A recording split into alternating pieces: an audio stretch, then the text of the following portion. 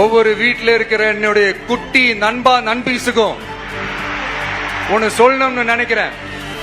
வீட்டில் டிவியில உட்கார்ந்து இந்த பிரச்சார மீட்டிங்லாம் பார்த்துட்டு இருப்பீங்க. உங்களையும் உங்களுடைய ஃபியூச்சரையும் மைண்ட்ல வச்சுக்கிட்டு தான் நாம அரசியலுக்கே வந்திருக்கிறோம். அதனால எனக்காக நீங்க ஒன்னு செய்யணும். தொடர்ந்து செஞ்சுக்கிட்டு தான் இருக்கிறீங்க. நான் நிறைய கியூட்டான வீடியோஸ்லாம் நான் பார்க்கிறேன். லைக் உங்க அம்மா அப்பா கிட்ட மைக்க நீட்டி யாருக்கு ஓட்டு போடுவீங்கன்னு கேட்டா பின்னாடி இருந்த அந்த பையன், அம்மா விஜய்னு சொல்லுமா, அப்பா விஜய்னு சொல்லுப்பா அப்படின்னு நிறைய அந்த கியூட்டான வீடியோஸ் எல்லாம் பாக்குறேன். அதை தொடர்ந்து தயவு செஞ்சு அதை தொடர்ந்து கண்டினியூ பண்ணுங்க. உங்க வீட்டுல இருக்கிற உங்களுடைய அப்பா அம்மா தாத்தா பாட்டி பெரியப்பா பெரியப்பா சித்தி சித்தப்பா அத்தை மாமா ஓட்டு போடுற வயசுல இருக்கிற அண்ணன் அக்கா எல்லாரையும் விசில் சின்னத்துக்கு ஓட்டு போட சொல்லுங்க.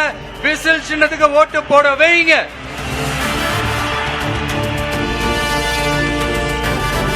இந்த தேர்தல் நெருங்குற இந்த நேரத்துல பொலிட்டிக்கலா ஸ்பீக்கிங் டு த பாயிண்ட் ஒரே ஒரு விஷயம் நான் சொல்லணும்.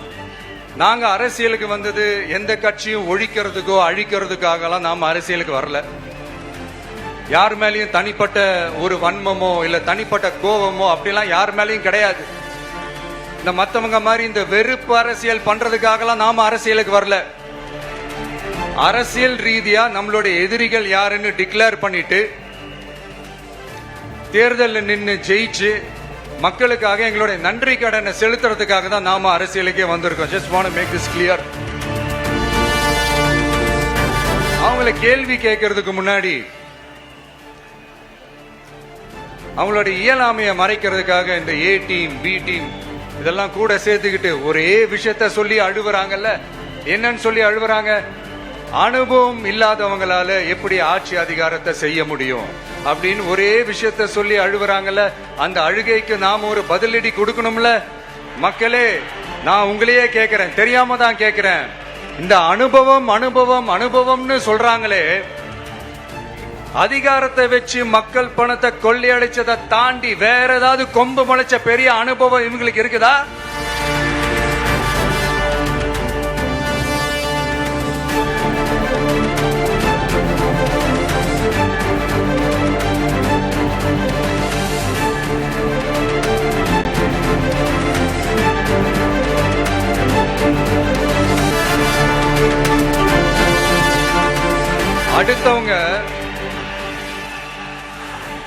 அடுத்தவங்க ஆரம்பிச்ச அரசியல் கட்சியில அடுத்தவங்களுடைய அட்ரஸ்ல அரசியல்வாதிகளா இருந்துட்டு இருக்கிற இவங்க எல்லாருக்கும் ஒரு சவால்.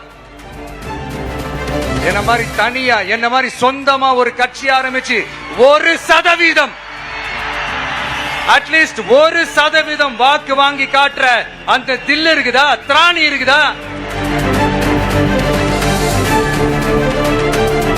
30 வருஷமா மக்கள் இயக்கமா இருந்து இன்னைக்கு மிகப்பெரிய ஒரு அரசியல் கட்சியா வளர்ந்து இந்த கூட்டணி கட்சிகள் மட்டுமே நம்பி இருக்கிற 75 வருஷ கட்சி 50 வருஷ கட்சின்னு இன்னைக்கு ஆட்சி அதிகாரத்துல இருந்துட்டு இருக்கிற இவங்க எல்லாரையும் மீறி இன்னைக்கு களத்துல தனியா நின்னு இந்த 2 வருஷத்துல முதன்மை சக்தியா வளர்ந்து 30% தாண்டி இன்னைக்கு மக்கள் ஆதரவை பெற்றிருக்கிற நமக்கு அனுபவம் இல்லையா? உங்களுடைய அனுபவம் என்னன்னு சொல்லட்டுமா? கட்சி ஆரம்பிச்ச அண்ணாவை மறந்தது, கட்சி ஆரம்பிச்ச எம்ஜிஆர் அவர்களை மறந்தது, கட்சியை வளர்த்த ஜெயலலிதா மேடம் அவங்களை மறந்தது. இவங்க எல்லாரும் சொன்ன விஷயங்கள், பேசின விஷயங்கள், எதையெல்லாம் ஃபாலோ பண்ணணும்னு சொன்ன விஷயங்கள் எல்லாத்தையும் மறந்தது. இவங்களுக்கு நமக்கு அனுபவம் இல்லையா? நமக்கு அனுபவம் இல்லதான். கொள்ளை அடிக்கிறதுலாம் எங்களுக்கு அனுபவம் இல்லதான். அதெல்லாம் எங்களுக்கு சுட்டு போட்டாலும் வராது.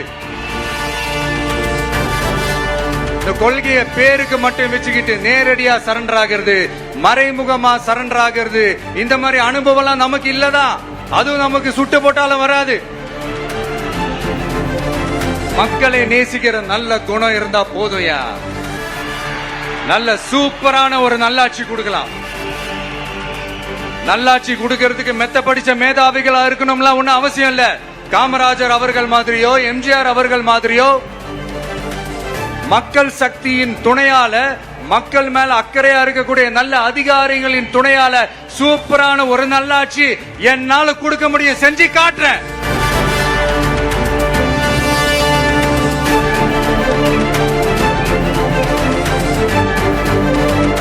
வருஷம் ஆச்சு, 4.25 வருஷத்துக்கு மேல ஆகுது. இப்போ ஒவ்வொரு வீட்டு கதவையா தட்டி உங்கள் கனவுகளை சொல்லுங்கள், உங்கள் கனவுகளை சொல்லுங்கள், நாங்கள் அதை நிறைவேற்றி காட்டுறோம். இல்ல, ஸ்டாலின் சாருக்கு மக்கள் சார்பா ஒரு கேள்வி. மக்களுடைய கனவு என்னன்னு உங்களுக்கு தெரியுமா சார்? அது சரி, அவங்க என்ன நினைக்கிறாங்கன்னு உங்களுக்கு தெரியாது, அதுக்கப்புறம் எப்படி அவங்க கனவுகளை பத்தி உங்களுக்கு தெரியும்? மக்களோட கனவு என்னன்னு நான் சொல்லட்டுமா சார்? 2019, 2021, 2024 இந்த 3 தேர்தலையும் மக்கள் உங்களுக்கு வாக்களிச்சதுக்கு காரணம் நீங்க மக்களுக்கு ஏதாவது நல்லது செய்வீங்கன்னு நம்பிதான். ஆனா நீங்க மக்களுக்கு கொடுத்த பரிசு மக்களுக்கு பாதுகாப்பு இல்லாத மக்கள் விரோத ஆட்சி. அந்த மக்கள் விரோத ஆட்சியை அகற்றிட்டு அந்த இடத்தில் தமிழக வெற்றி கழகத்தை ஆட்சி பீடத்தில் அமைக்கணும் அப்படின்றதுதான் மக்களுடைய ஒரே கனவு. மக்கள் விரோத திமுக அரசை நிலைக்க கூடாது அப்படின்றதுதான் மக்களுடைய ஒரே கனவு. 100% தூய சக்தி டிவிக்கு ஆட்சி அமைக்கும். அதுல உங்களுடைய கனவுகள், உங்களுடைய ட்ரீம்ஸ் எல்லாமே ஃபுல்ஃபில் ஆகும், நிஜமாகும்.